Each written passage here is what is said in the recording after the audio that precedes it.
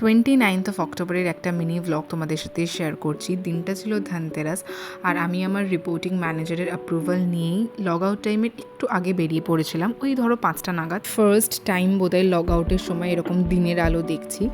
যাই হোক, তখন সানসেট হচ্ছিলো, তো দেখতে ভীষণ সুন্দর লাগছিলো, আকাশটা পুরো একটা অরেঞ্জিশ ভাব চলে এসেছিলো।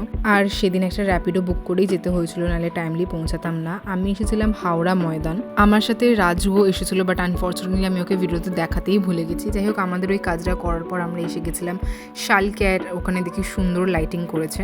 অ্যাজ ওয়েল অ্যাজ আমাদের পাড়াতে ঢুকেও আমি লিটারালি চমকে গেছি, দেখি কি সুন্দর লাইটিং করেছে। তো আমি লাইটিংয়ের মধ্যে একটা ভিডিও করে নিয়েছি। আর আমাদের বাড়ির একদম সামনে এই প্যান্ডেলটা করেছে, এখানে অ্যাকচুয়ালি কালী পুজো হবে। দেখো প্যান্ডেলটা কি সুন্দর করেছে, নির্দিষ্ট একটা থিম মেনটেন করে করেছে, ভীষণ ভালো লেগেছে আমার। আজকের জন্য এই ভ্লগটা এতটাই, দেখা হচ্ছে তোমাদের সাথে নেক্সট কোনো ভ্লগে। টিল দেন তোমরা খুব ভালো থেকো, সুস্থ থেকো।